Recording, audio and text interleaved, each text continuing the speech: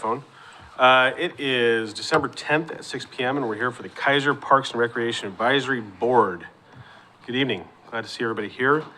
For attendance, we got everybody -1. Dawn, you got attendance. We're good to go on that. Second item tonight is the consideration of the August 2024 minutes. Can I get a motion on the minutes, please? I move we approve the minutes. What was that, Gwen? That's Okay. Gwen. So we have a motion by Lisa and a second by Gwen to approve the minutes as presented. Any discussion on the minutes? Hearing none, all those in favor signify by saying aye. Aye. All those opposed say nay. Motion passes unanimously with one absent. So we're gonna do something a little bit different here. We're gonna do appearance of interested citizens. I got a couple folks signed up, and then we'll actually come back later under 4A, and I'll ask the board to consider unanimous consent to open public comment back up. But for now, I'd like to call up Ryan Finian, if you'd like to come up. I didn't actually mean to speak. Oh, it's too bad. Your name's here. You have to. Yeah, come. no, I'm you kidding. have to. Good to see you here, Ryan. Yes. We took attendance. You're not just a visitor, Ryan. You're a Marine. I got you, buddy. All right, glad to have you here. Rebecca, did you want to say anything? No. Okay, glad to have you here. Well, that was super underwhelming. Super thankful you're here. Glad you're listening. I know you guys are very interested. You came on the parks tour and you're interested to kind of learn more about the city. And I think there's a general awareness about the football organization that's going on over at the turf field as well, right? See, I remember. I'm paying attention when you talk, Ryan. All right. Anybody else? Nobody? Okay, we'll move on. Let's go to item 4A, Carlson Skate Park, presentation by volunteers on possible future projects. Robert, are you going to want to kick this off and then have them speak, or what do you want to do? Sure. Thank you, Chair. Lawyer. I have had the privilege recently to work with a group of volunteers at the Carlson Skate Park, and they came to me a couple months back with some major interests in doing some repairs and just kind of general upkeep over there. And then as time's gone on, they've also had some other ideas as far as like their long-term plans and goals for that site. So I encourage them to, hey, come talk to the board about it and give a presentation of your guys' thoughts. So that's kind of where we're at today. And with that, I will invite anybody who wants to come forth and begin the discussion. That would be wonderful. I think just for posterity, Yep. I'd ask unanimous consent from the board to reopen public comment under this item. Is there any concerns? No. No. All right, please, let's start with Jacob, or Well, however you want to do it. It doesn't matter. You can come before you Paul want. was planning on doing the presentation, so we'll start Okay, with Paul. Great. Paul, if you would please state your name and city of residence for the record. And My name is Paul William Massey. I live at 1285 Westbrook Drive, Salem, Oregon. And what I'm going to be presenting to you guys today is a 3-tiered plan for improvements that we have in mind for the Carlson Skate Park. And first off, before I get any deeper into it, if I say KP, I am referencing the Carlson Skate Park. It's just a little abbreviation that a lot of the skaters have for the skate park. So first of all, I just want to talk about how much this skate park means to so many different people in the community. I mean, this skate park serves almost 400,000 people in the metropolitan area, and it also attracts a lot of different people from different communities. We have Yafan here, he's from Almsville. We have a lot of people from South Salem, all over Salem. I'm from West Salem personally. And the reason why it attracts so many people is because it really is the only skate park that we have access to, you know, that's really safe and comfortable for us to be at. You know, it means a great deal to us. I would just like to establish that. And, oh yeah, also I should mention that I am one of the co-founders of the KP crew, the crew that's dedicated to the repair and improvement of Carlson Skate Park, and one of the members that's been working with Robert. So, with that, let's get started. So for the first proposed improvement I have under number 2 in proposed improvements in the project is a covered structure over the mini bowl. And the main purpose of this would be to make it so we have somewhere to skate when it rains. To kind of hammer on this subject, there isn't anywhere within about a 30-mile square radius or about an hour driving distance currently from our location right now where we can skate if it is even so much as damp.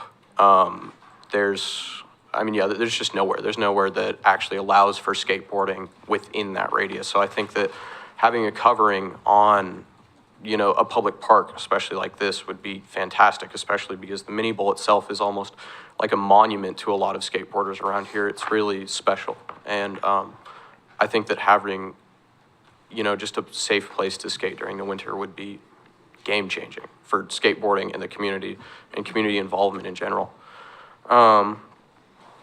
With that, I'll move on to number 2, lighting for the skate park. This is also something that would greatly benefit the skate park, and a lot of different people have talked to me about, and I've heard talk about it over the years for a very long time. This is definitely not a new idea. The idea is that during the winter and spring and fall, it gets dark at 5, 6 o'clock. And so you have people who get off at 5, 6 o'clock and they don't have anywhere else to skate, because there's just nowhere that you're allowed to be that you can skate at. And I mean, same with school. Now I've heard of a lot of kids getting out at 4:30 and they don't have a safe place to go, after school, and they kind of just go home and wither away. So I think it would be very, nice to have a public park that they do enjoy coming to, that provides access to that, after those hours. And then for the third tier of that, I would like to propose an extension to the skate park. This extension is also modeled towards the very back of your packets. I drew up some stuff really quick in a drafting program. The main purpose of adding this extension is to make it so that way we have some newer obstacles to skate. The Carlson Skate Park was built in, I think it was the early 80s. I'm not exactly sure on the date, forgive me about that. But yeah, you said it was the 90s? 90s. Mid-90s, yeah, sorry, pardon me. But it definitely wasn't built by skate park professionals, which is something, it's all right. We still love KP. In fact, I love a lot of the stuff that the guys actually built because it's so unique, is you build it by somebody that doesn't necessarily have a degree in building skate parks. But with that being said, there was a lot left out with that, and again, with the remodel. We love the remodel, don't get me wrong. It's probably one of the best things to ever happen to the Salem skateboarding community is the remodel that happened in 2019. But nonetheless, we feel like we're still lacking a street section, something like this. There's a manual pad, there's nothing really like that. If we could add just some generic quality of life stuff that a lot of other skate parks have, that would make it infinitely better, and I also feel like it would attract a lot more people. With that being said, just to kind of go back over everything, there's a few cost estimates in here. We're looking at around $250,000 for the actual covered structure that I talked about in the first part. And with that, I'm definitely and aggressively open to the idea of looking for grants because I understand that, it's not necessarily in the city of Kaiser's budget to, just be throwing money around. And that goes for all of this, for the extension, I have an estimate of $200,000, and for the lights, at the top end, $100,000. So I would definitely be open and very, personally invested in looking around for grants for that and making sure that that is actually something that could be possible. And doing that, I've talked to a few different people. I've been looking, there's a few different foundations around that give money specifically for skate parks, as well as, I'm sure that you guys know, but in the Oregon Parks budget, there is actual money that gets floated around for parks that I definitely would look into tapping into. We have a lot of support for this. We have so many people. Recently we conducted an Instagram survey.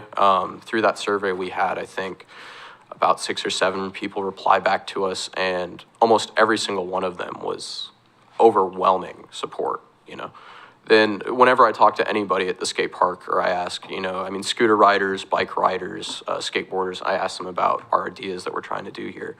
Not only are they already enthralled by the stuff that we've done, with the sanding there, that's already created such a great quality of life, that a lot of people are very grateful for. And yeah, they just love the idea of all of these things being added to KP. I mean, the lights and the covering, and a lot of people say that it would change the game completely for the skateboarding community in Salem, Kaiser area, you know? So I think that it's, and like I said, to hammer on again about that covered structure, you know, I mean, we're not within an hour of somewhere that you can actually skate undercover. And even that, a lot of the places that we are within range of, you still have to pay to go skate Right. indoors.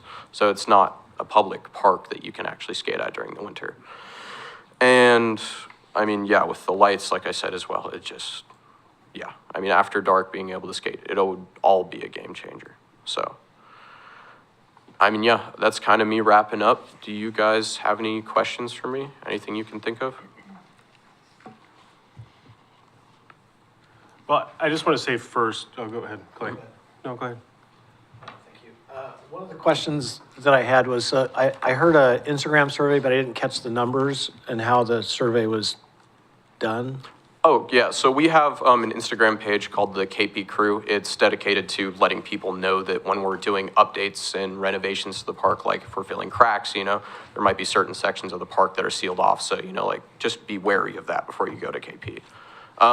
And so on that, we posted on our story and we said, hey, this is the proposed plan. We posted everything that is in this packet right here, you know, our ideas for what we want to have done. And through that, I asked people to then come forward and message me through like direct messaging Right. and see, get their ideas and feedback on what we're trying to do. Great, thank you. Yeah, no problem. You know, it's interesting, 9 years ago, some folks from the skate park came forward with some challenges. And I think the young man at the time was, what, 20? No, he was 13, 14 years old. And, you know, it takes a lot of courage, frankly, for anybody to come forward to any kind of board or council or commission, because it's an unknown thing, right? You don't know us, but we're charged with making a recommendation off of a plan. And so I just want to commend you, first of all. I think this is very well researched. I think what you've put together is thoughtful. Thank you. It's articulate. You know, the origins, it's funny because the theme of the origins of the skate park were similar, where it's like, yeah, this wasn't designed by people that knew what was going on. Oh, Well, keep in mind when this was going on, it was kind of right for that time. And it's improved. I think Robert did a phenomenal job of bringing the community together when we did the restoration work. Oh, yeah. Yeah. To make sure that we could put the best lipstick on the pig we had. And it's turned into a really, really nice pig. I don't know why I'm going with the pig acronym again. But, either way, it's interesting because the week after it opened, there was a guy that came all the way from like the east coast of Canada. Whoa. Because he saw a post on somebody's Instagram about this new skate park. He flew into Vancouver, drove down, like spent a week here, and all he did was skate at that skate park for the whole time. And I just happened to bump into him and ask him about his story. And he travels the world checking out skate parks. So it does draw much more than regionally. It's interesting because it used to be back in the late 90s, early 2000s, they had an indoor skate park at the state fairgrounds. And I think they kind of, really? It was done through the Y, I think, and something else. I don't know. It's been quite a long time since that's been around, but it was just off of Silverton Road at the fairgrounds, but it's been quite a long time since that's been there. I think that there's a lot of merit to some of the things you have in here. I think that your timeline is super ambitious, which I love, because you're coming forward with a plan like, hey, let's hit the ground ready to go. I do think that I'd really like the board to take some time to look at this and vet it out, because we have a sequencing, and I think that there are very accomplishable things in this plan. Two things are going to happen. One, either Robert's going to have room in his budget to make it work, or you all come up with some really good ideas and opportunities to actually get some sponsorship. Tony Hawk, through his foundation, actually does grants for this, and there's other programs that do it. I actually got to the point, I can't remember what it was, a couple years ago, we got one of the skateboarding grants to actually kind of flirt with the idea, but they just weren't quite ready because we weren't quite ready. So I'm sorry? Oh, I was just saying, I was just Okay. agreeing with you. Yeah, yeah. So anyways, I think it's super great. I don't want to like beat this to death because it really is. I mean, I think that to have you guys come forward is super encouraging. I mean, we got Almsville, we got, you know, Kaiser Salem, whatever. And I'm just super grateful you guys are here. you. So, what are your thoughts? I mean, I Ask you a think, question? Oh, yeah, of course. So how did you get the cost breakdown, this 250, 200, and this 100, did you? Calling people. I called a decent amount of, for the actual quote for about $250,000, I found a covered basketball court in, I think it was Tampa, Florida, somewhere around there. And the person that installed it was, I believe, Pro Playgrounds, if I think I can remember the name correctly. I'm not quite sure, but I was talking to them about it, and I talked to them for a long time about what something similar might cost, you know, because we also might have to elevate it. And there's the cost estimate I think they had particularly was for about 72 by 76 feet wide, and that was $275,000 for the cost estimate. And so I was talking to him like, well, you know, if we size it down, he said, well, rough estimate $250,000 for what you guys are looking at. Yeah, and then for the skate park extension, I put $200,000 in there because it's a bit on the higher end, but I figured if that was going to happen, we would like it to be with Dreamland, the people who did the remodel in 2019. And for about a 1,500 square foot skate park, that's kind of the top end of their estimates. So I kind of just threw that in there at the very top end, you know. And then for the lights, I was talking to Robert about it. He said it could possibly be in the neighborhood of 60 to 80. And I was thinking, well, if we also are going to do more lights and we're going to do low light pollution, so that way it doesn't affect the neighbors and everything, then it would probably also be at the top end, you know, maybe around 100,000. Robert, it's specialized concrete work, right? I mean, you can't just Very. have, Very Because- specialized. the pours and everything are very specific for this type of use, right? Yeah, and we got to see the two drastic differences, right? I mean, Right. the first skate park that was built, and then I will call it the remodel that took place in 2019. The difference of the two pours was night and day, and you can ask every single one of these people here how important it Yes. is to really hire the professionals for this type of work that actually, the second it's cured, will put a skateboard on the ground and go skate over it to make sure that what they just did is, you know, acceptable. Bob, I think these are the kind of guys, I mean, they've been on their hands and knees, from what I understand, talking to Robert, literally sanding the areas by hand in some of the park. I mean, these are the guys that are gonna invest. They're putting the sweat equity. I mean, these are Mac kind of guys, I think. And I'm super encouraged by that. I mean, I think Robert, you totally sold the work that they've done, which is fine because you're a pretty even kill kind of guy. But Robert also spent a good amount of time on the phone with me earlier today, really bragging about all the work you guys have done. And that's super commendable. And it's encouraging because I think one of the things that the council has continued to demand, and we've continued to demand as a board, is that constant volunteer buy-in. So I'm grateful you guys are doing that. That's super important. Yeah, and if I could interject for a second, Yeah, I would please. like to also say, you know, volunteer work on any part of this is something that I would be very open to. You know, like I've shown and like I've said, you know, I love the skate park and I'm willing to literally spend hours of my day sanding it and getting all this stuff just because it's worth it, you know? I mean, this park is really something unique and special and I want to make it into the best possible version of itself that it ever could be. And so if there's any opportunity for, you know, within the budgets to actually have me help out or have, you know, my crew of volunteers help out, I think that would be something we are very open to. How much can you encourage people to actually wear helmets there? Well, I mean, I think that it's, you know, it's definitely a personal preference. I mean, you know, I think that It's actually a law, but well, yeah, okay. So yeah. I think that, I mean, my input definitely counts. I mean, we have pro skateboarders now who actually do wear helmets, so it's not like it was in like the late 90s where it's like, you know, you couldn't It's a get in. rebellion thing. Yeah, no, I think that that's definitely something that could happen. I mean, go ahead. Do you have a thought, Clay? Well, I just noticed the word safety used quite a bit, Yeah. which, with reason, we understand that. Yeah. Minus the helmet part. And one thing I've noticed in listening to your introduction, so how far away are you guys willing to drive for this? It sounds like half hour is not out of the equation. We travel Okay, so have any of you been to the Wilsonville Memorial Park skate park? And what's wrong with that in a very short amount of time?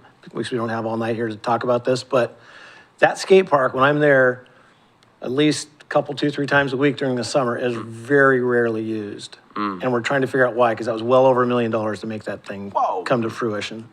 Yeah, I would definitely, I've never personally been to Wilsonville. I would definitely be willing to investigate it. It's kind of the same deal with Almsville from what it sounds like. I also do like the idea of the KP crew becoming something that, maybe we can branch out and talk to other skate parks after this foundation and see what remodels we need to do. Yeah, and the reason that I bring that up is because if you're willing to drive that far, and we're going to invest some money in this, if this does come to pass, then what did Wilsonville do wrong? Number one, and if it isn't that bad, and it's literally no more than a half hour from Kaiser, number one, how do we avoid making the same mistakes? And number two, why isn't that being used as an option? Yeah, I haven't personally skated Wilsonville, so I can't attest to Okay. it. I think that the other reason why KP is so special, though, and why there's a lot of attraction to it, I think it's also just the people. Yeah. You can talk to a lot of people in Silverton. Silverton just did a remodel, and it really is just the people. I mean, KP has a community that's not like any other. There's a lot of very special people there. I've made a lot of really long-lasting friends. There. I've met so many different people from so many different walks of life that I never would have met if it wasn't for the skate park. I think that its location is really central just because, like I said, it's kind of the one place within the Salem-Kaiser metro area. Also including Woodburn, because Woodburn is kind of the same way. It feels like a lot of people don't skate the Woodburn skate park. So a lot of people come there and, it really is just the people. It's a very special place where a lot of people care about the work that we're doing. And a lot of people are open to, conversation and friendship and, yeah. Was Nevaeh doing work with you guys? Who? Nevaeh? She worked with me. Okay, I remember Oh, you yeah, coming yeah, in yeah, before, yeah, okay. That's one regret I had, I never got the connection with Nevaeh to do some of the things, so I wanna make sure we chat, if you're able to stick around. Nevaeh had come in, oh gosh, what was that, a year ago? And really just trying to encourage more active behaviors, and I can tell you that I've actually seen better self-policing at the skate park in the last year or so than what has been occurred. There's still some questionable behavior that occurs. However, it's not as on the face as what it has been, and I think part of that is the self-policing, but also just the ownership that KP and you all have taken into that space, which is that self-policing. So good job on that. Yeah. Well, I don't know. I feel like it's also coming to the point of where a lot of people who were once at the point of not really caring about it, kind of doing that behavior that's really not that fun. They're starting to understand, why am I going to go, just litter in my front room if I spend all my time here, if I'm throwing trash on the ground and I'm spray painting trees, it's like, I'm going to be the one looking at it. It's like, so I feel like that's definitely been heightened in the last few months, especially. Councilor Kohler? Thank you, Chair Lawyer. One of the questions I have is, where are you going to source power for illumination? I think me and Robert were talking about it. We said that we might be able to tap into the lines next to the park department, if I'm not mistaken. That's also something that does need to be researched a bit more, though.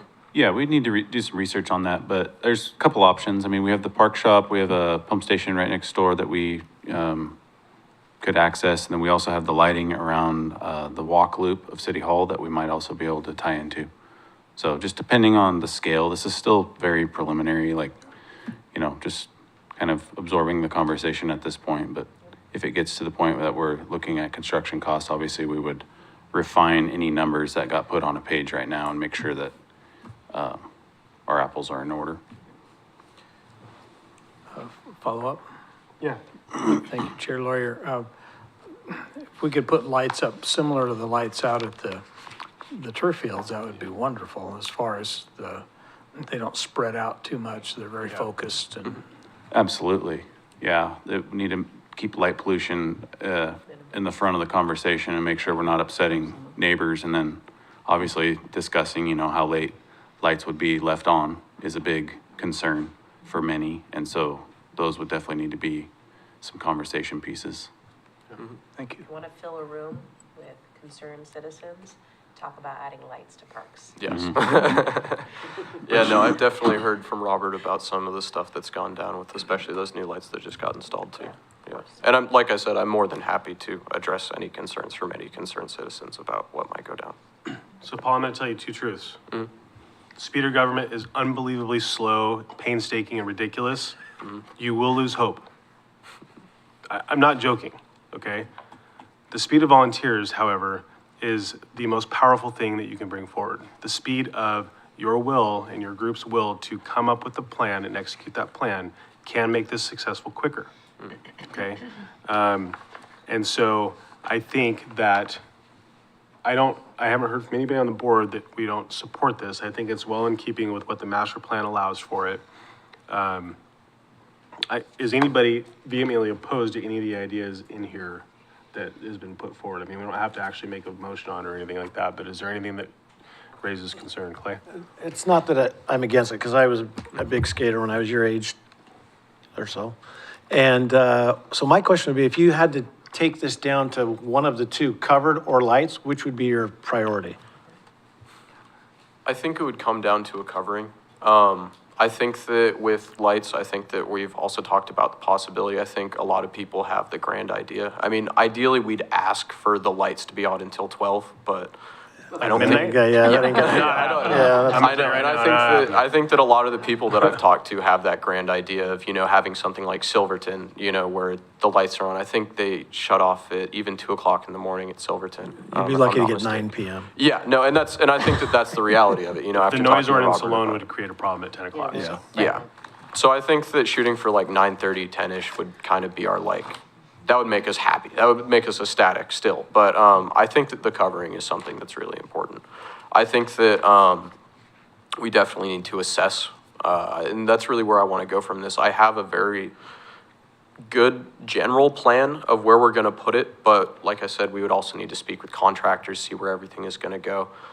But I mean, really, you know, not having a place to skate for 6 months of the year, even 7 or 8, depending on how the weather is it takes a very large toll on you mentally. Yeah.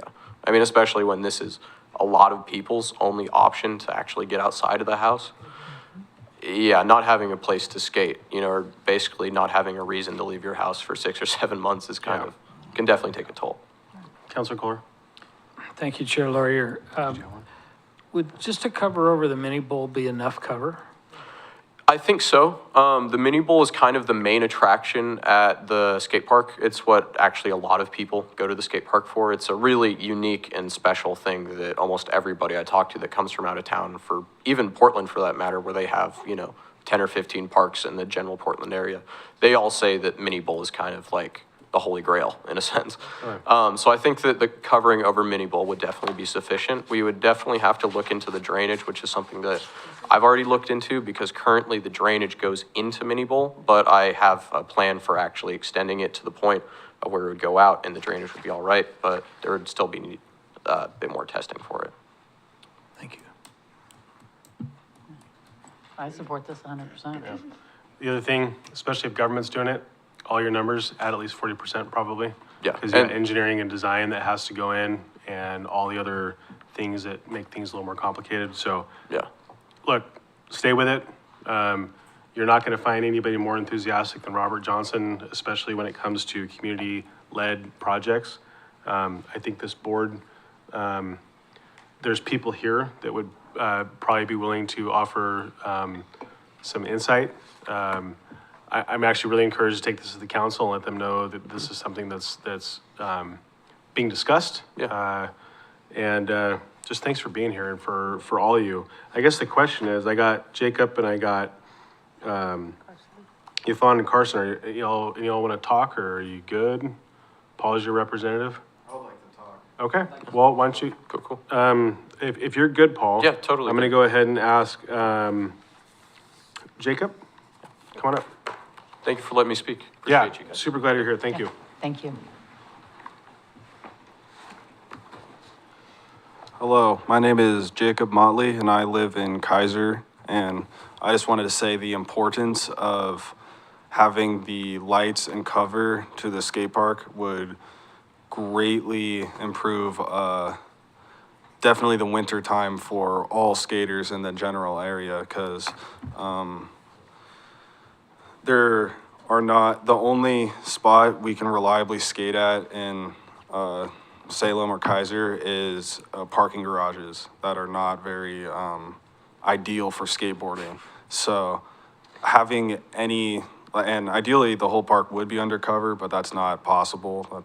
And the mini bowl is definitely the most used spot of it. So having that would greatly improve the quality of lives of everyone who contributes to it. And there is a lot of people I know that would benefit from that greatly. And the lights, I think the main problem with the lights is the time we lose to being able to skate from daylight savings. Like, I don't think it going into the night is as important, but like the times we are used to being able to go outside and skate like 5, 6, 7 Yeah. and having that dark, that is a very big change to have.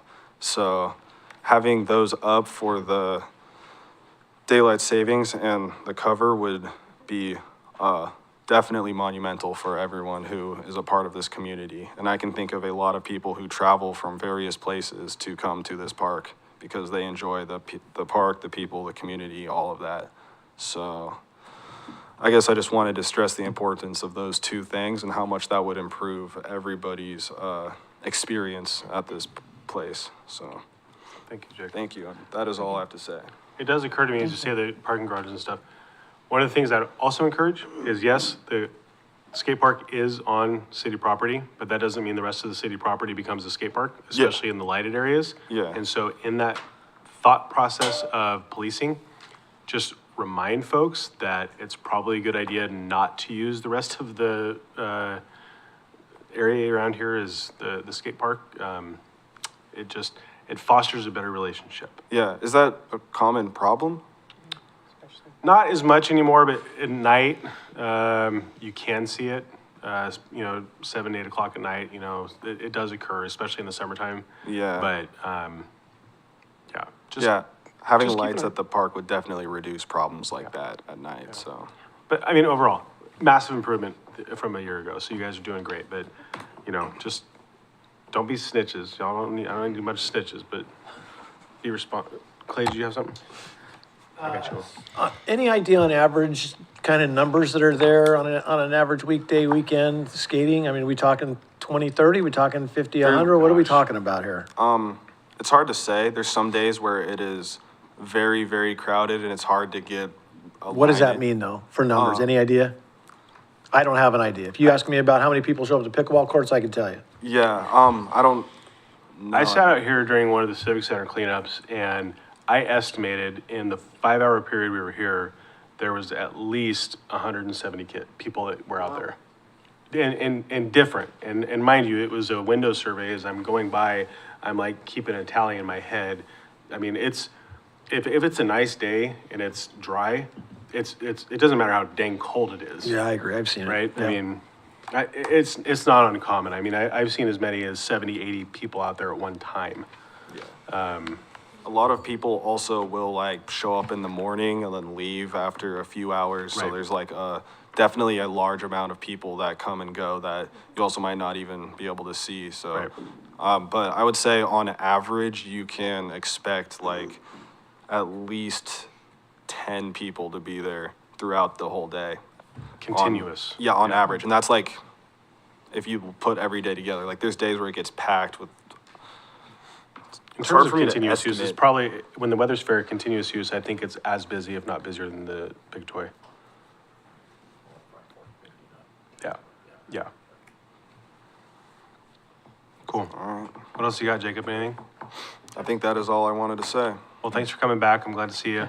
Thank you. If you're able to stick around, I do want to touch base with you. I want to kind of circle back on that and make sure that we're delivering on that, because I know that was something important to Nevaeh, and I think the timing just kind of fell flat in my Yeah. personal life, so I apologize for that. Oh, it is all right. And I will stick around, surely. All right, cool. All right, thank you very much. You guys don't forget too that we have a civic center cleanup twice a year. Yeah, in fact, it's gonna be in March on, you guys show up for that, y'all be, gonna be winners. Bob's gonna love you. In fact, if you show up Friday and cut all the bushes, Bob's gonna love you even more. Sponsored by the KP crew. There you It go. is, it's probably either gonna be the 8th or the 15th of March. And So, we'd definitely be able to do that because I think we do quite a bit of cleaning up at the park ourselves already, so. nice plug, Bob. Absolutely, young guys, we need them. Proud of you. I'm getting too old to do that stuff anymore. All I right, get that. let's call up. Yvonne, did you want to talk? Yeah. Okay, come on up, please. All right. Hello, my name is Yafan. I'm from Almsville. Just a quick touch on your question earlier, Clay, about Wilsonville. My biggest reasoning on why people don't go there, I've been all over the world, from Australia to Japan, and I skateboard everywhere I go. I skateboard religiously. And I'm always developing relationships with the skate parks I go to. And I'm not sure if you know about the history of Oregon skate parks and how it started under Burnside Bridge, and we have Dreamland and Grindline. And it just started like with a bunch of volunteers, how we are here. But they've built the majority of the skate parks in Oregon, and they spread all across the world, even in Israel. And the thing about Oregon skateboarding is a lot different than California skateboarding. Back to the helmets. In California, there's a lot of wooden vert ramp transition skateboarding because you get money from being good at that. Oregon, we have a lot of concrete structures that have been designed from artists, so it's not really about the competition and stuff. So the helmets, it's more of a culture thing. We don't grow up in the knee pad helmet communities like California is, so that's kind of the main reason. You don't see people wearing helmets in Oregon, just the concrete is so rough that if you're wearing knee pads and you're sliding out, you're going to be buying knee pads every week. Hopefully that answer your question a little bit on kind of why people don't wear helmets. But my main reason of being here today is that I've interacted with my city of Almsville, and I brought up just something simple like, hey, we want to repaint the park, we'll do all the work, we'll buy the materials, and they kind of just told me to kick dirt, and had no interest in working with me. So I've come here and I've been with this community, and you guys have been working with us, so I definitely appreciate that. And I'm using this kind of as a model on how to tackle the issues with the barrier between government and community, and how we can handle things and stuff like that. And Almsville kind of has the same issue with Wilsonville. I come to Kaiser to skateboard with people because even if it's a 80-degree summer day in Almsville, there won't be a single person at that skate park. Versus I drive 20 minutes to Kaiser, there's 50 people there, and that's important because if I ever, injure myself and I'm alone at the skate park, that's no good. So it's always nice to have people around, but that's kind of my main reason why I drive all the way up to Kaiser, just to be around people. Again, the issue with why no one goes to Almsville, I'm not sure. Everyone has issues with local police and stuff. A lot of my friends have been arrested before and tackled by our local cops. We have a bunch of new cops that just got hired, so that's another barrier and stuff like that. So there's not really a lot of positive things going on with our city and our skate park, and was one of the first in Oregon, and it's a historical monument for skateboarding, and we don't have anyone go there. So just came here to say that.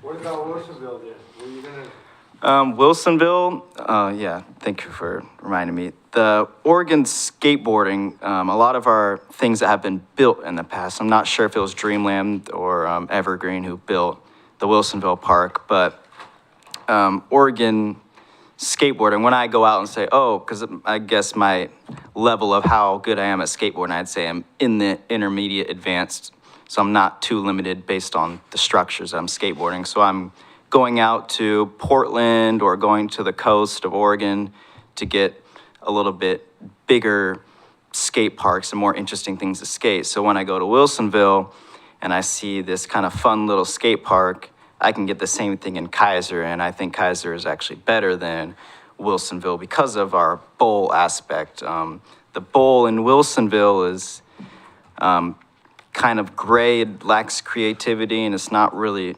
challenging, and it doesn't engage you at all with skateboarding at all. So it's not really something that, say if I'm driving up I-5, I'd rather stop in Tigard or in Donald or Newburgh. There's a lot more options, better options for skateboarding. So when Wilsonville, I'm not sure how they did it, but this is just me making the assumption that they asked their community on what they wanted from the, if we're gonna come and build a skate park, what do you guys wanna use with the skate park? I think that's where that error is, because their pool of the people who wanted to be a part of the design of the skate park wasn't enough to incorporate the entire state of Oregon into that pool, because you'll have people come from Washington and all over for Oregon skate parks. So when you ask just Wilsonville about how to cater to Wilsonville's skateboarding community, it might be just a couple local families. You know, it's not really the Portland community or Eugene or the coast, because the relationship between the skate parks and what works and kind of what doesn't work, in my opinion, when it comes to attracting visitors, is catering to the more bowl style of skateboarding. I mean, the Oregon coast is a perfect example. They're all old, crusty parks, but they're some of the best parks in the world. Liam. Thank you, Chair. I just want to thank you gentlemen for coming out here. I talked to people at my high school here in Kaiser McNary, and many of them absolutely love the skate park we have here. And the if we end up going through with these additions or the amendments that some of you proposed, I think, based on what I've talked to, I think they're really going to enjoy it. I obviously can't speak too much about it, as much as they can or as you all can, but yes, I would just like to thank you all for coming here, giving your testimonials, and as someone who really likes participating in government, it's really lovely to see you all coming here and trying to add things to your community that you really love so much. Thank you. Well said, Liam. Councilor Kohler. Thank you, Chair Lawyer. My son has a T-shirt that says, "Please wear your helmet so we don't have drain ramage." So he's not good at jokes. We actually typically don't let him talk. I thought you were going to say something. Come on. So I encourage you to wear your helmets as best you can, because That was the plug. He works with dead people. You know, he doesn't get a lot of feedback in his conversations at work, so. I used to like you. Yeah, Wow. Come on, keep this rolling. Anything else to add? No, I think I said everything that I wanted to kind of bring up to I- the thought. I gotta say, I think the regional approach is super important. It's interesting because I bet you dollars to donuts when they invented they did the Wilsonville thing, they did bring Wilsonville people, but they probably designed it from a place of aesthetics, not function. I can tell you that the outreach that Robert did for the remodel of Carlson was all predominantly local skaters, but their ability to articulate the need frankly resulted in what has been touted as a lot of really good improvements. And so knowing that as you all are kind of coming through this, just think about that that approach and bringing the collective wisdom of the folks around you to the table, because that's going to be super beneficial. These aren't massive redesign issues, right? But especially on the addition, if that becomes a thing, having that buy-in and that ownership would be a big part of that. So, thank you for bringing that up. All right, anything else? We got one more that wanted to speak. Yep, I know. Carson, you're up. And just a reminder, please state your name and city of residence for the record, please. Hi, my name's Carson Mason. I'm from Salem. I just want to start by saying thank you all and thank you guys for putting this stuff together. It's really been amazing watching Paul and Jacob coordinate everything and talk to all these people and try to make these changes that we all kind of need in our Salem skate community. That mini bowl is like my holy ground, personally. Okay. I'm a full-time worker and student, and I still come here at least 3 or 4 nights a week because it's my outlet. It's what I do that keeps me going. Skateboarding is one of the only things in life sometimes that you have control over. But at the same time, you're out of control. Obviously, that's why we fall. That's why we accept the risk. And that's why we're all working so hard here to try to make it better, because skateboarding makes you a hard worker. You have to be. The perseverance is higher than most people realize. The cover, for me, is the most important thing, obviously, because we need to skate in the rain. Like Paul stated, we go to parking garages, and there's one in Salem that's not policed super heavily, where you don't get kicked out. The problem is when you're a skateboarder, you're the least risky person there. We've had 3 cars. We've had 3 cars broken into this year at that parking garage. Wow. We almost had one of our friends' cars hit about a month ago because some people came in and decided it was time to do donuts with a bunch of skateboarders right out there in the middle where we were. One of our friends' cars was about 10 feet from just getting rolled into from these guys that came in and they want to show off. There was a deadly shooting there last June. Luckily, at night we weren't there. So when it's dry, we'll go to Silverton because that's where there's the lights till late at night. It's safe. There's no noise pollution. There isn't light pollution there. But having KP so close to home where we can go would really change things. I mean, I showed up half an hour early with my work light so I could go over there and skate for a little bit just to get through my day and prepare myself to come in here. And remind myself why we're coming in here and why this is so important. I've never been to Wilsonville, but I can speak towards Woodburn Park, which I've heard is somewhat similar. I love what you said, that it was designed for aesthetics. It wasn't designed for skateboarding on the board. When you go there, it feels like somebody cut a big side of the hill off and laid down some concrete and thought, it'll be fine. And it's not. It almost feels unsafe to skate, that skate park. Everything's so cramped. If there's more than 3 or 4 people, you're gonna be running into each other. And here we can, you have days in the summertime where there might be 50 to 60 people here at once. And that's pretty incredible to be here and see that many people busting their butts, trying to make stuff happen just because they love to do it. That's exactly what these guys are doing, working here and trying to make it better.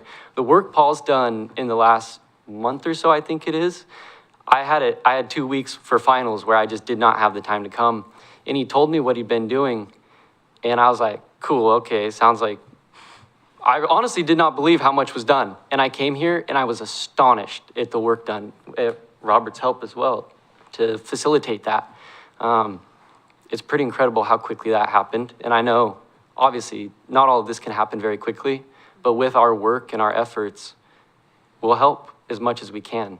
And it will really affect the community and give a lot of kids that don't really have anywhere safe to go, somewhere that remains safe year-round, and somewhere to put some amount of control in their life. Because you see that a lot, kids that just don't know what they're doing, and they don't have the people there to help. And the older people that hang out here at KP, like Paul and Jacob, and obviously even older guys, I see them talk to kids a lot about like, hey, knock it off, pick up after yourself, stop being a hooligan, and come here and skateboard and have fun. And I think that's really important, and we need to facilitate that the best we can. Really well said, Carson. David, this kind of feels a little bit familiar, doesn't it? I get a lot of deja vu on a lot of projects. Yeah. Good job. Thank you. Good job. Well, Next steps on this? what's that? What's the next steps? I mean, I think the next steps, really, I don't, there's nothing, is there anything formal, I mean, do we want, like, what do you want, Robert? What do you want from the board? I mean, it sounds like everybody's pretty supportive of their ideas.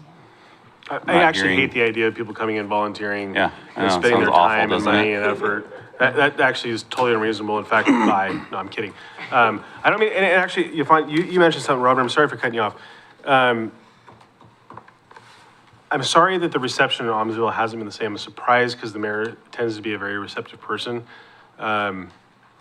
We try not to say no in Kaiser. In fact, we brought futsal, because Salem said no. We've done a lot of things in Kaiser because frankly, the community has come forward and said, we really want to see this. And especially if you're going to put the sweat equity in, that matters most. Paul, come on up, back up. Yeah, sorry, I would just like to touch on one more thing. So I'm sure that you guys also know of the proposed plan at Gear Park to add a skate park, there. I would also like to add that all of the changes that are in this packet are not going to be at Gear Park.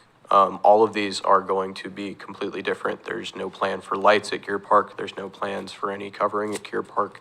And there's no plan for the extension that we have in mind in style at Gear Park. I would just like to touch on that. Gear in Salem. Yeah, they're planning, I think, Oh. they're planning to break ground on a new skate park here, I think, pretty soon, but that's also been kind of on the ropes for a decent amount of time. I think originally they were planning on breaking ground about a year ago. Planning started in 2021, if I'm not mistaken, and yeah, no, it's maybe, from what Jacob is saying, it sounds like maybe in like 2022, 2023, they were planning. So it's been kind of on the ropes for a while, and yeah, just to reiterate, everything that's in this packet would still be something that is very needed within the Salem Kaiser skate community, because everything that's in here is not going to be added to Gear Park. Yeah. I gotta say, I don't care if they built the Taj Mahal, if people are coming here because of the community. I don't care what others, I mean, this is my own personal opinion, but if they're coming here for community and we're engaging young people and giving young people in our community something to do that's, positive rather than, negative, it's a win, right? I think you really hit the, nail on the head there. Yeah. Robert, sorry I cut you off. So it sounds like you don't need anything substantive from the board. I mean, really, this boils down to a couple things. One, speed of government, whether or not Robert can actually slip elements of this into his program. Two, frankly, you guys come forward and say, hey, here's where we're at, here's a bucket of money, and this is what we need to do to kind of move this thing forward, okay? Somebody made the comment, we don't think we can cover the whole thing. Don't limit yourself in your vision, okay? If there are people out there that just have random ideas of spending lots of money on stuff like this, don't limit your vision, okay? If somebody wants to write a check to cover the whole thing, I don't think Robert's probably gonna say no. Now, that doesn't mean you turn said roof into a new ramp. It's probably a bad idea, right? But Counselor Kohler and I watched a young man jump off of Clear Lake Elementary School last fall because he wanted to get pictures on TikTok. Well, guess what? It cost him his baseball career. Yeah, that doesn't, No, I'm not joking. He shattered his heels and it cost him his baseball career. I followed up with him. So, there you go. I've had the pleasure of not knowing that individual. So, good job, guys. Thanks so much for being here and bringing it forward, Robert. This is awesome. Yeah. Super cool. Good to see. I like it. All right, you're welcome to hang out and listen to us talk about a few more things, or you're welcome to go. Thank you all for being here. All right, moving on, we got an update on the Ryan J. Hill Memorial Park, so I'm just gonna do this quickly. Everything is moving well. I actually had a whole bunch of flyers that I left in my garage because I took them out when I cleaned my truck, and I'll bring them next time. But ultimately, city manager kind of set a September 25th, 2025 date to open. So we're going to back that up to the time we need to order everything. We have ready to go the R&R tree service that's going to come in and donate the removal of the tree. The tree needs to come down regardless because there's existing issues with the surrounding concrete. And then we've got Rotary that's going to be taking the fountain down and everything else like that. So it's just a matter of finding out whether or not we're successful in the OPRD grant for Oregon Parks and Rec Department grant for some of the money, and then really getting that thing moving forward. The money is coming in. We went from roughly about $2,000 to close to $8,000 with not a tremendous amount of outreach, so that's very encouraging. We've gotten some comments from other efforts in Oregon, and my response on those is I think it's great that there are more communities in Oregon actually talking about doing a Gold Star Family Memorial Monument. And if one of those other communities is able to be successful, I would love to come for the ribbon cutting for that. And I hope that they would share the same spirit and support ours if we are successful prior to theirs. But we're going to do this the Kaiser way, which means everybody's going to get involved and we're going to make it happen. So I'm very thankful again for the city council for approving this and moving it forward. And just kind of keep an eye out. And I'm grateful for everybody that's been willing to share some of the videos I've had. I wouldn't say my videos went viral. They might have gone mild springtime cold, but I had one that hit just over 4,000, which was incredible for me because most of the people just ignore my stuff. So I got a lot of comments from some guy from Canada wrote me a thing, and he was very excited to donate 25 Canadian dollars, whatever that means. It's loony, but he was very pleased to do that. So, Robert, anything else to add on your end on that? Not right now. Great. So, you may have noticed our parks reports are the same as October because we weren't here in November. Mike's not here, so let's go to Clay. Thank you. Yeah, I've been to both parks within the last week or two. I didn't see any issues, so good job. And the pickleball courts are looking great at Kaiser Rapids Park. Wonderful. Bob. Pickleball courts are awesome. We've been playing it quite a bit. Yeah. Very nice. Cool. Very nice. The wind skirts around it. It's awesome. Good job. Good job, Clay. You got Meadows in U Newton Park. Yeah, I know. So I've been through both. I've been through the Meadows and U Newton Park, as Matt calls it. It's Bob Newton Park. It's Everything looks good. I had someone call me on the Meadows about a widowmaker up in one of the trees, and Robert was on it the next day and texted me back and said it was gone. Was it? I don't even know the size. Was it a big limb or? It was no? decent, yeah. Yeah. No So widows were harmed. Broke out in the last windstorm. no one got harmed. It's out of the tree now. So appreciate it. Thanks. all right. It's been a little bit since I drove by Ben Miller. There were quite a few kids. It was a cold day, but quite a few kids out playing. And I did not go by Mike Whittam. So, frankly, because I had it in my head that it was a different cycle of parks, and I did not pay attention to that portion of the agenda. Don, I'm sorry, you do such great work, and I did not acknowledge your work by paying attention. Lisa, your park. Well, as it was brought up, the pickleball courts seem to get a lot of use. Those wind barriers seem to have helped all of the players. The parking place looks great. I mean, it's just beautiful. I mean, I walk around it and the whole park looks good. The amphitheater looks great. All the paths, there's not a ton of leaves. It's just so well maintained with so few people. I'm always just pleasantly surprised how much Parks Department is able to do with so few people.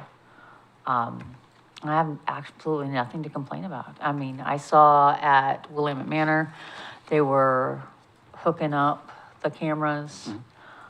So they were all up. My dogs were acting like maniacs, and I told them that now the police would be able to see that my dogs were like maniacs and that they'd get in trouble, might get arrested. They didn't care, they're dogs. But, so yeah, no, it's nice to see that the camera project has gone. And, so, anyway, I don't know. I have a lot to say. None of it's very relevant. So I'm gonna let other people say what you want to say about Kaiser Rapids. Liam, go ahead, bud. Thank you. So, I was made aware during a trip in October with my father to Portland. We visited a park, maybe you've heard of it, called Mount Tabor Park. Oh, beautiful. An extinct volcano, quite wonderful. We met a woman when we were walking around there, and she told us about an organization called Quiet Parks International. And I visited their website. Their mission is to basically preserve the fleeting quietness that we have in our world. They talk about how noise pollution is all over the place, and we're losing places that we can actually go to and just experience quiet and how peaceful it can really be. And Mount Tabor was actually awarded, it was given an award as an official quiet park in, I don't know, some time ago. And they have a whole different range of tests that they do. There's one where they have to just set up a camera in like the central portion of the park and just time it for 15 minutes, and they measure how quiet it is. If there's any noise, then they get they get marked down. But I thought it was an interesting thing to bring up that if we don't work towards, we could at least keep in the back of our minds that I don't know, it's something to think about, maybe to keep in mind about how preserving quietness in Kaiser Rapids, or any other park for that matter, in Kaiser, might be beneficial to us.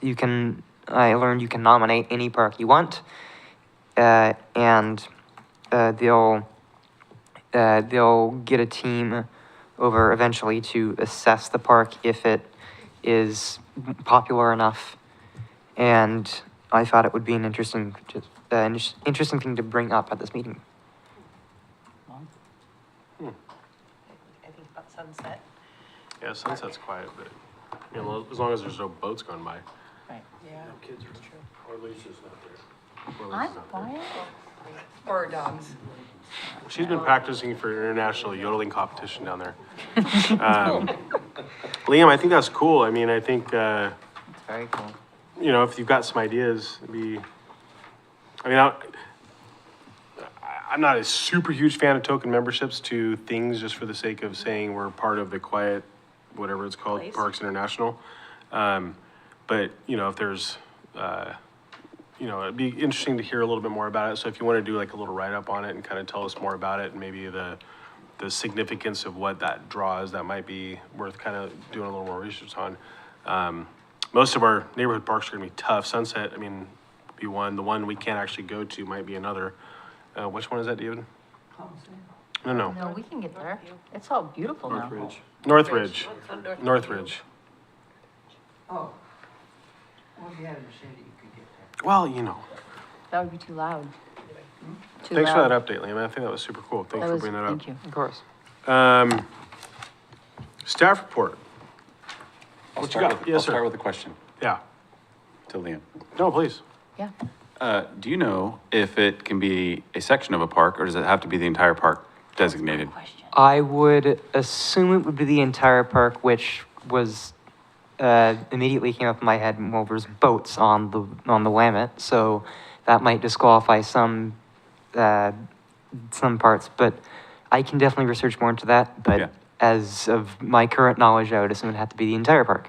Okay, just curious, because you got my brain thinking a little bit, and Councilor Kohler recently did an amazing volunteer project at Wallace House Park, and the entire lower area of that park is rather quiet most of the time, unless a boat comes by or you have The deer. some deer. Deer don't make a whole lot of noise last time I checked. Deer are fine. They're cracking Big Bush tiptoe. Light down there It's last week. the main thing they track is man-made noise. If it's wind or leaves rustling, that's fine. It's really boats.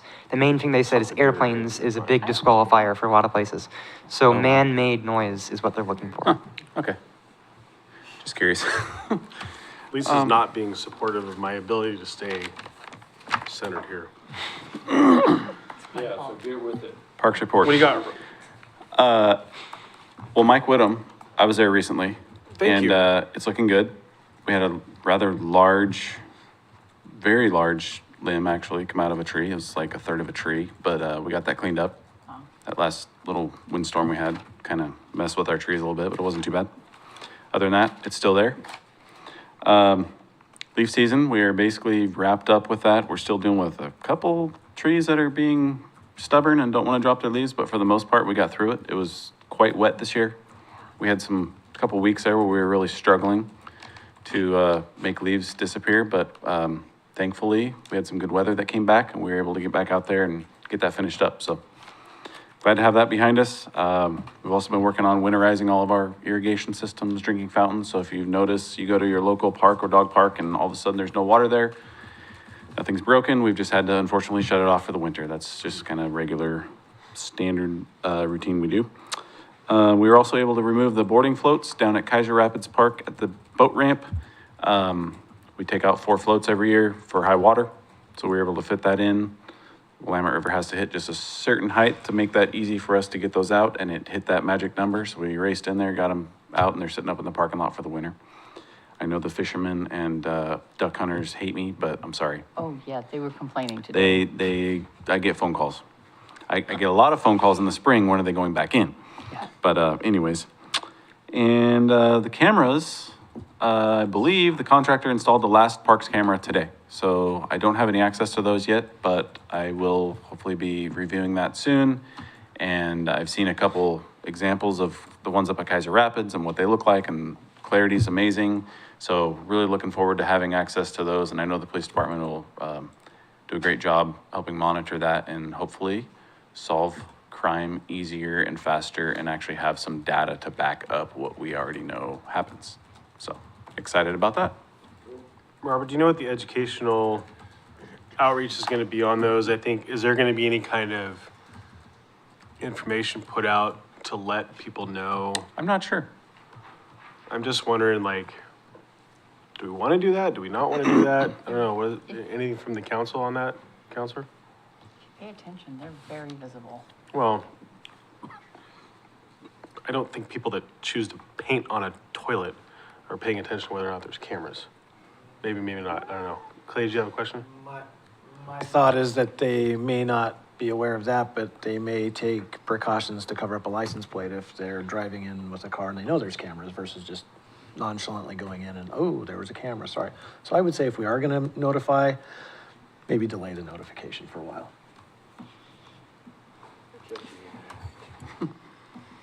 I think that's kind of what the take that we're pushing right now is that people will figure out pretty quick, the bad apples will figure out pretty quick that they're there. And until then, maybe we'll find out who's doing what. Okay. Sounds good. Well then, on to your council liaison report. Well, thank you, Chair Lawyer. One of the things that was on my list here was there was a bad apple that decided that they were going to do some cookies at the parking lot at the turf fields, and they decided that we'd just have a good time. Well, the camera caught who they were, and they got a knock on the door and said, gosh, this looks like the car that's been doing cookies, and I don't think they'll be doing that anymore. So there are some good things that have already happened with the cameras, and we anticipate more of those things going on. It's exciting to see all the work that's happening in the parks, how well they're getting taken care of, and all the little projects that are going on. And I just, again, thank you for all that you guys do to help make that happen, and to the rest of the public that pitches in and helps too. And I'd really like to know how things are going at the new turf fields, but that's not my report, so. Great. So call your attention to, under other business, there is a parking issue report in the back. If you recall, I think it was back in September, maybe October. This issue was brought forward by Tammy Saldivar. She brought up some concerns about the parking. I'm sorry? Yeah, page 5. That's what it says. Oh, wait. Yeah, this is what you're pulling up, right? I got different page numbers. Oh, you got page 5 down there. I'm looking at. Oh, whoops. No, you're fine. It is page 5. It's just, yeah. 18, sorry. No, you're fine. So, there's been continued issues at, Kaiser Little League. Do you want to introduce this, Robert? Or do you want to just talk about it? Go ahead. There's been continued issues. We've heard from David Dempster at least 3 times since I've been on the board. David, you've probably heard from him more, about issues, particularly about folks parking in the bike lane on that road. I don't know how the city is choosing to interpret Part H of the agreement with For the Love of Game, but Section 3H says the manager will appropriately handle all and any matters related to parking for scheduled events. Does that only include inside the park or outside the park? I'm not sure, but regardless, it's an issue that has continued to be an issue probably only when we're having big tournaments, but I don't think it's raised to the level of concern that Chief has done any measurable enforcement-related activities.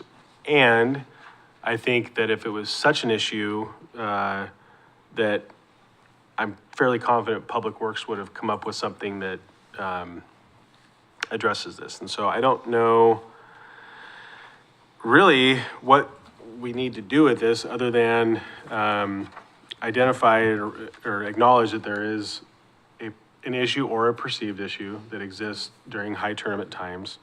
And if there's any recommendations that we have, I don't know if we want an interpretation of 3H of the contract where it says manager will appropriately handle all matters related to parking for scheduled events.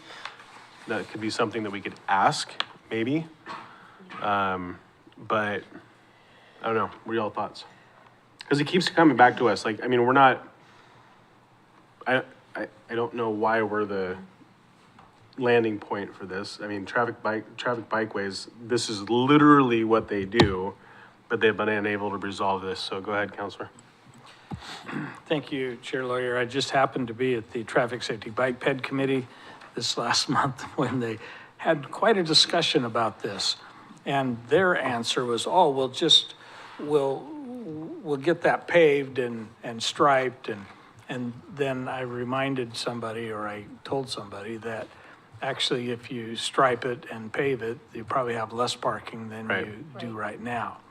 And then explained to them a little bit about all the engineering and everything that has to go into that.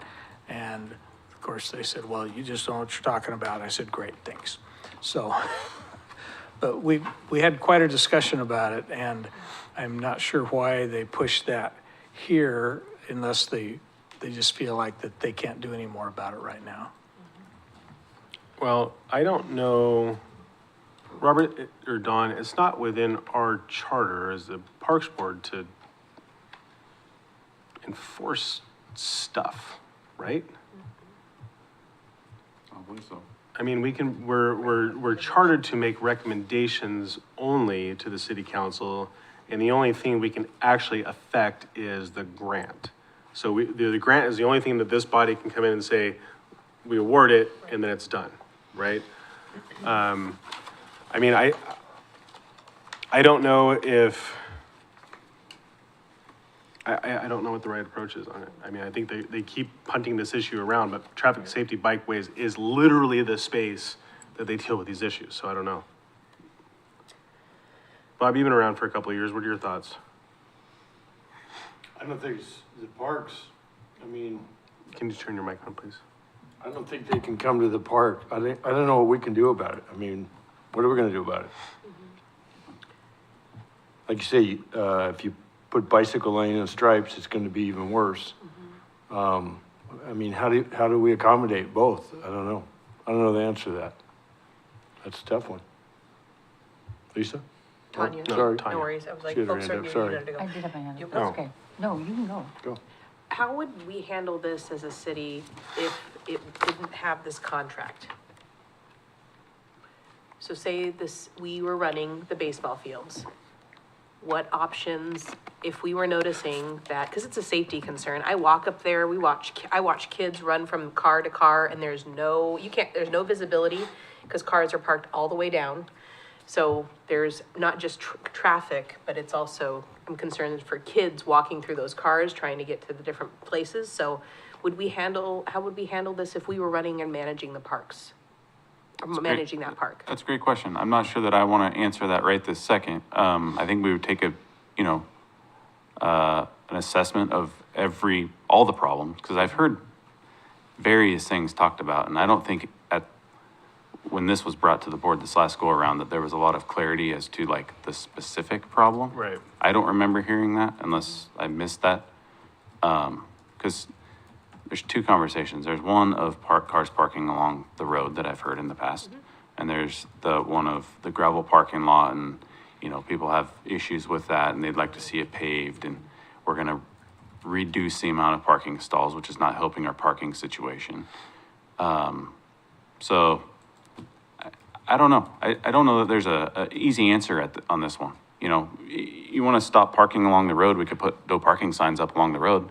That's not providing additional parking or really handling the parking problem, because I think the parking problem is going to move somewhere else. Right. Yeah, it's just gonna spill in the neighborhoods. If they're there for a game and they're late, they're going to throw their car in the grass or something. I've witnessed it at hundreds of parks that I've gone to. If people will park anywhere they have to get to that game.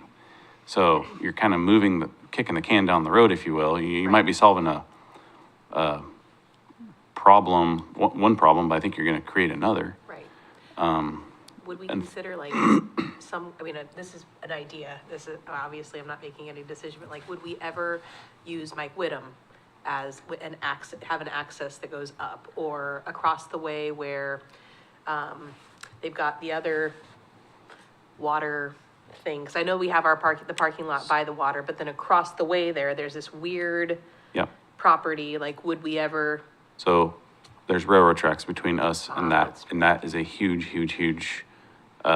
hiccup. Yeah. I think Mike Whittam's tough because the tournaments are on the weekends and that area is occupied often on the weekends. Yeah, we don't own any of the parking lot down by Mike Whittam. That belongs to the church. We own up to the curb. So as far as the existing parking goes down there, not ours. And we don't even have, we don't even have actual access. Correct. To, create access to park in Mike Whittam. And I don't think the land there supports any way to create a driveway without creating even more additional risk. Yeah, we have a community garden that sits basically at the only entry point into Mike Whittam. And if you were to create any type of a drive access aisle in front of the garden, which is rather narrow, it kicks you out onto the corner. Right. And had some various conversations in the past as, you generally try not to have a bunch of traffic exit out onto a corner. Right. So there's some major challenges. I've also heard ideas of, would we remove fields to create more parking? I don't know. That seems to me like you're going backwards, because there's already a need to build more fields everywhere. And so removing fields doesn't feel right to me either, but I don't know. And I know that they've have great conversations with the churches around the way, but when there's service running, the church members get priority parking, Yeah. you know what I mean? So I've seen that happen, it just still is a problem. And I thought maybe if I asked you if the Parks Department was in charge of that, if you guys would have a different approach or I think if there was an easy answer, we would have approached the management group about the easy answer, but unfortunately, I don't believe there's an easy answer with this one. Is that, what was your question?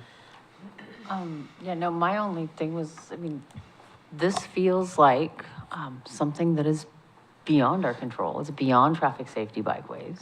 pedestrian and all of the names of that one. I mean, I don't know if it should just go in front of council. I mean, make them, I mean, I'm sure council's aware of the problem. No, David's taken it to council at least twice that I know of. But how long has it been? I don't know. Councilor Kohler? Thank you, Chair Lawyer. What, as far as my memory is about the parking there, it's been a concern for at least 30 years. There's always been people parking across the street and on the bike lane, and Ridge Drive has always had, it's always been a problem, and there's never been any viable solution presented that has made a difference. I mean, when we paved the parking lot by the water tower, that did make a difference, and that changed things a lot.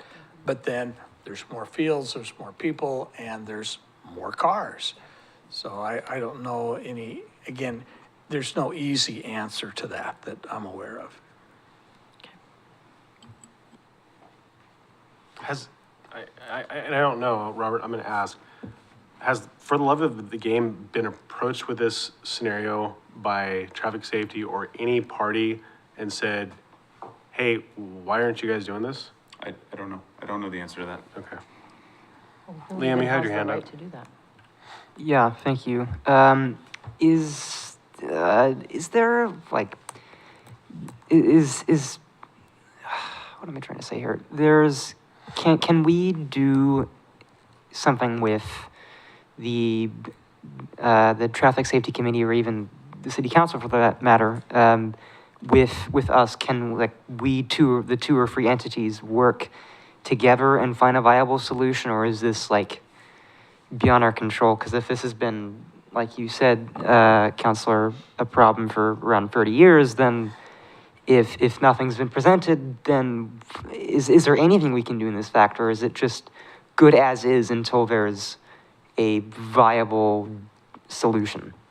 I mean, I think as a transportation nerd, kind of, my two ideas come into either take the super drastic route Robert mentioned, and I think he mentioned it in jest, which is eliminate all parking along that road, or consider traffic analysis to determine what the best way to deal with that is. I mean, I think that if it is creating an issue, whether it's isolated to a few days a week or not, but again, it's kind of one of those things like this has been a 30-year issue.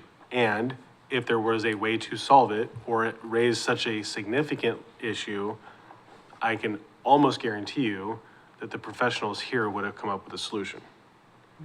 Now, it is irritating, I recognize that, but I don't know that there's any data to support whether there's been crashes or injuries or anything like that for us to, for me, frankly, to feel comfortable with putting my recommendation forward to say one way or another.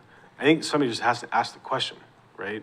And I don't know if the question is for the love of the game, if it's for the city council to look at, I don't know. But I don't think that the Parks Board is the right landing spot for this. We have no authority over the contract. We have no authority over any enforcement activities whatsoever. That's just my own personal belief, but anything I'm saying wrong, Robert? No, it's kind of seems like it's linked to a park, but it's not in the park. It's in the street. Right. It's in the bike lane. The problem exists outside the park. Right. So, I don't know. I don't know where this thing lands. Well, it might just be have to couch in the council update that this continues to be an issue with no resolution, and Yeah. but again, I don't want to put you or the Public Works Department in a place where you're having to justify something that's unjustifiable. Right? I mean, this is I don't know. This is kind of more of a question for Councilor Kohler, but you had mentioned you were at one of these meetings recently. Did they provide any ideas that sounded like would solve the problem? Their idea was to pave it and stripe it. Yeah, that's which not, Doesn't that's solve- not adding parking. That's about all they I had. can guarantee you that's not adding parking. That would just Right. perpetuate the issue even worse. Yeah, you're gonna lose minimum 10, maybe 15 parking stalls when we do that. Right. With the amount of cars that we park in there now versus the amount that they will allow us to park with proper sizing and drive aisles and all that stuff. So to answer the question, no, they really Okay. didn't. Yeah, thank you. Well, I think there's more to follow in this, sounds like. Gwen, what are your thoughts? You've been awfully quiet tonight. No soggy ground? I have no idea what to do. You always have good ideas, so. The fact that you don't have any idea tells me there's no good Unless ideas. we could get a shuttle or something. Well, but that's a function of that's a function of the function of the game, not the park, so we have no control over that. So we won a Grammy for, best and funniest board and committee in the city of Kaiser. I'm lying. This is the city of Kaiser receives the most transformative award for Kaiser Rapids Park. I have a note here from Melissa, and it says the city recently received the most transformative award for Kaiser Rapids Park from Travel Salem. And it's a big thank you to the dedicated staff, volunteers, past and present council members for the hard work and contributions. And so I think that this speaks to Travel Salem as a regional sort of travel and destination organization that recognizes all the great work happening at Kaiser Rapids Park. And it's super cool to see that. And I think there was an article recently, I think today, put out by the city of Kaiser about it and recognizing that. And, you know, we just need to put in care of Robert Johnson right here on the bottom, in my opinion, because you're freaking stellar, dude.